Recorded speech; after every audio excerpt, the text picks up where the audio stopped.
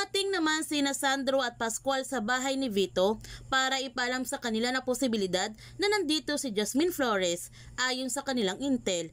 Pero hindi naniniwala si Vito na makapasok si Jasmine Flores sa kanyang bahay dahil sobrang higpit na kanyang mga security. At malaki ang kanyang tiwala na hindi makakapasok si Jasmine Flores sa loob. Sinabihan ni Sandro si Vito na huwag siyang masyadong kampante dahil may posibilidad na hindi kumikilos ng mag-isa si Jasmine Flores. Sasabihin na sana ni Pascual kay Vito na pag-alaman na nila na posibleng magkasabot sina Jasmine Flores at si Lavender.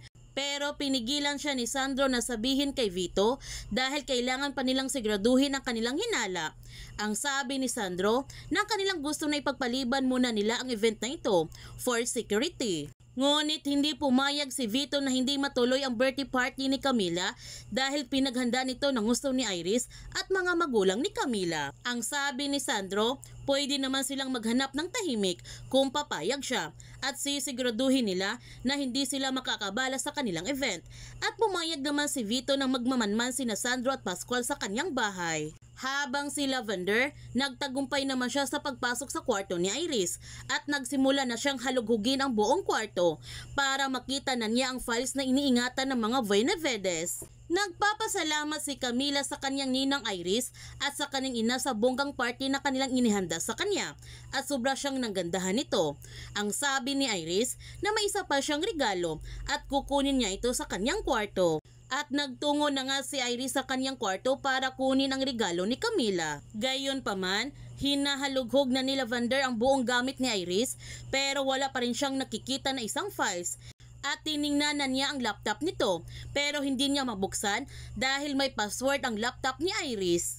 At narinig na lamang niya na may mga yapak na patungo sa kwarto ni Iris, kaya agad na nga nagtago si Lavender. Sa pagpasok ni Iris sa kanyang kwarto at kukunin na sana niyang regalo ni Camila, ngunit napapansin naman niya na bukas na ang kanyang mga aparador. Sa kanyang paglingon, nagulat na lamang si Iris na may isang babae na kabunit at nakamas pa ito na nakapasok sa kanyang kwarto.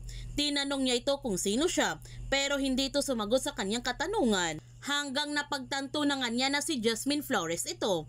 Sinabihan niya si Jasmine, kailangan ba niya ng pera? Kaya siya nandito. Hindi pa ba sapat yung pera na kinuha nila ni Tyrone mula sa kanya? At sumugod na nga si Iris kay Jasmine upang saksakin ito.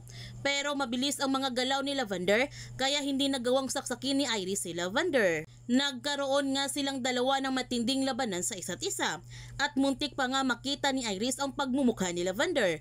Buti na lamang nasipa kaagad ni Lavender si Iris. At lalabas na sana siya ng kwarto ni Iris pero pinigilan siya ni Iris. Kaya itinulak ni Lavender si Iris sa labas ng kwarto at nilak niya ito kaagad para makatakas na siya. Sumisigaw si Iris sa kanyang kasambahay na ibigay sa kanya kaagad ang susi ng kanyang kwarto.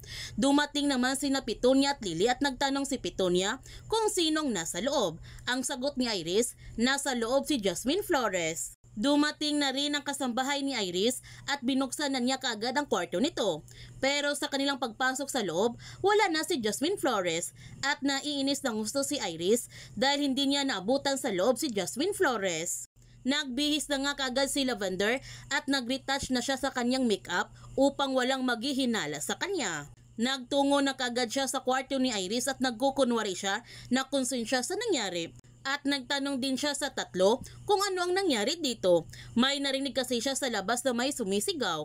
Ngunit naging tahimik lamang silang tatlo. Samantala, naalarma na nga ang mga security sa pagpasok ni Jasmine Flores sa loob at inilibot na nga nila ang buong bahay para hanapin si Jasmine Flores.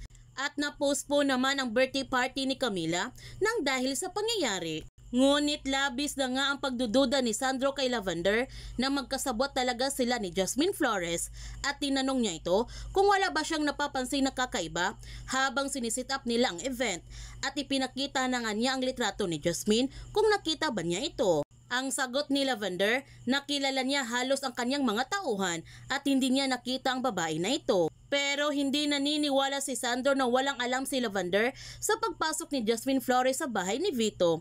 Kaya minamanmanan niya ng husto ang kinikilos ni Lavender. Kaya huwag natin palalapasin ang kapanapanabik mga tagpo sa Lavender Fields. Kung bago ka pa channel ko, don't forget to like, subscribe, and click notification bell para palagi kang updated sa mga videos in-upload ko. Thank you for watching and God bless to everyone!